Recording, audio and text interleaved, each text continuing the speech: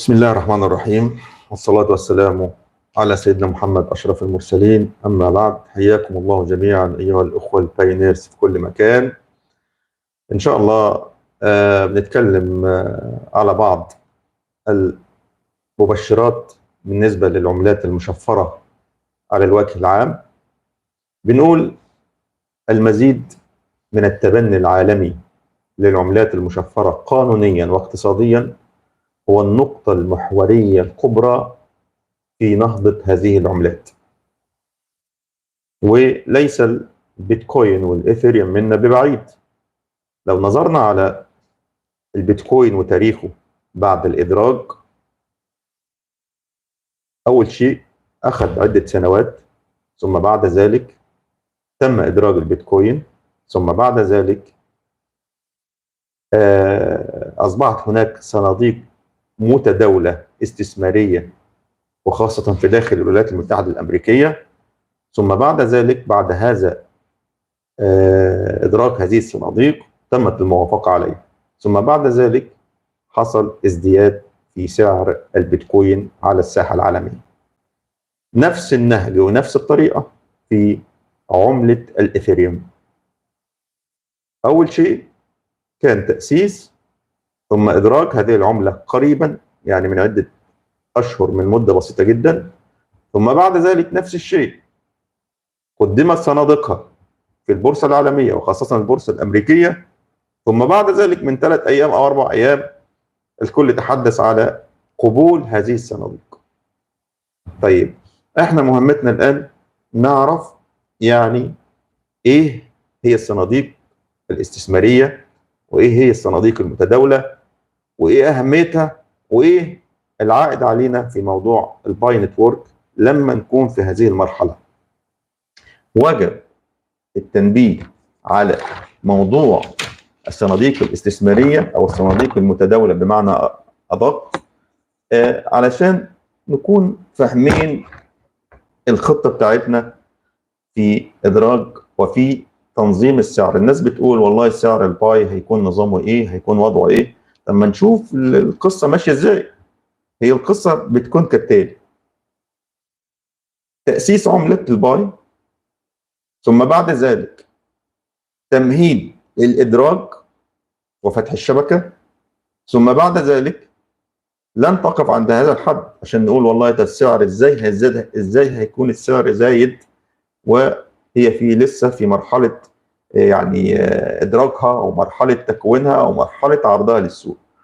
الجزء الخافي في الموضوع والذي يؤكد لنا أننا سنكون في هذا الطريق هو بعد إدراج العملة سيكون هناك صناديق متداولة أيضا مثلها مثل البيتكوين ومثلها مثل الإثيريوم.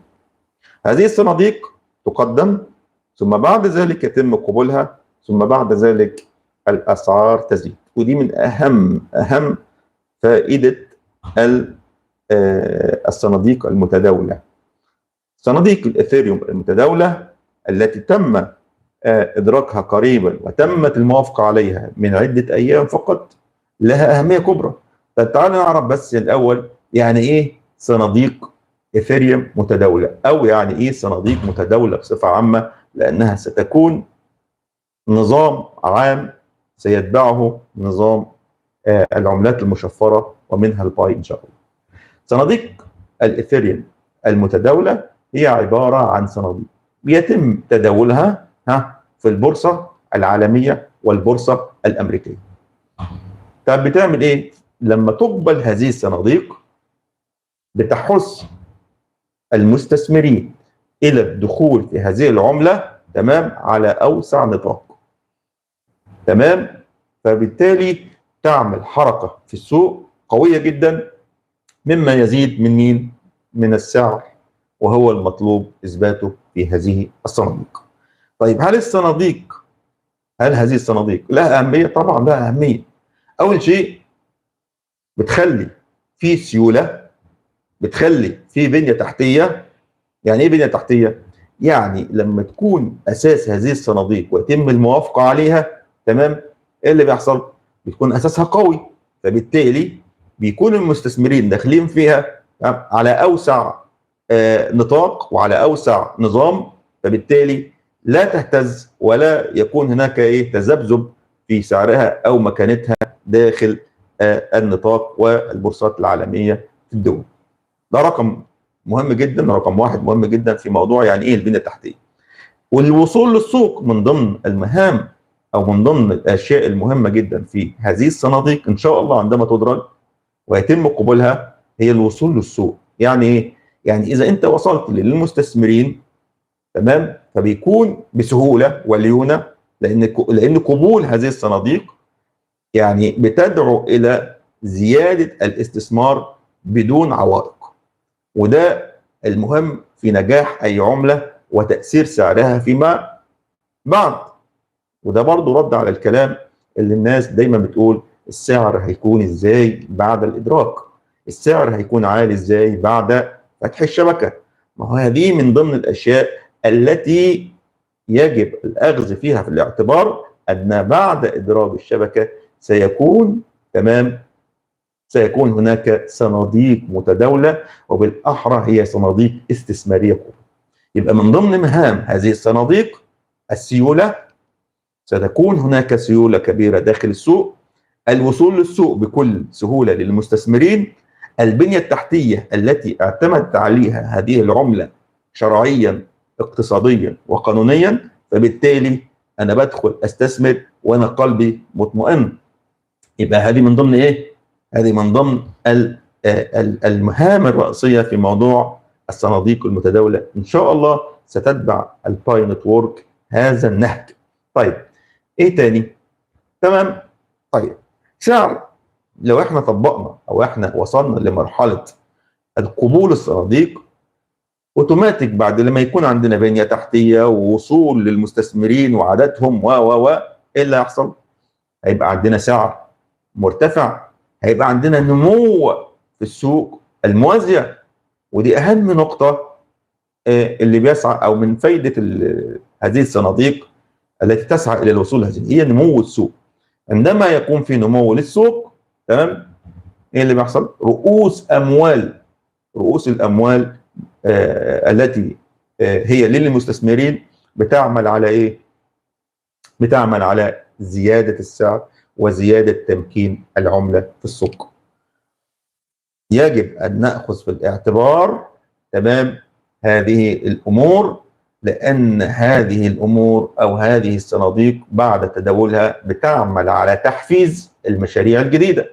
كله مرتبط. لو انت بصيت حضرتك الان لموضوع من ساعه ما عرضت هذه الصناديق وتم قبولها، بتلاقي في تسلسل، بنيه قويه، وصول للسوق، مستثمرين جدد، ارتفاع في السعر. ايه اللي بيحصل تاني؟ تحفيز المشاريع.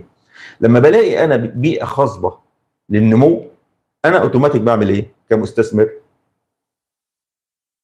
كمستثمر او كمستثمرين على وجه العام؟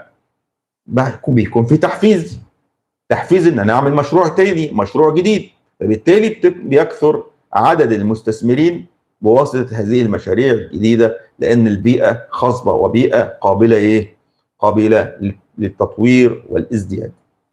طيب اهم نقطه في موضوع الصناديق المتداوله هذه هي زياده الاهتمام. هو مش انا اللي بقول الكلام ده من كبار علماء الاقتصاد والعلماء التداول والعملات اللامركزيه والمركزيه الرقميه في كل مكان. زياده الاهتمام بالعملات البديله، ودي من اهم نقطه في موضوع الصناديق. لما البيتكوين تم ادراكها وتم قبول صناديقها الاستثماريه، كان ممكن ان تكتفي بذلك وتكون هي البيتكوين المعزز الرئيسي والمتحكم الرئيسي فين؟ على مستوى العالم. ولكن ايه اللي حصل؟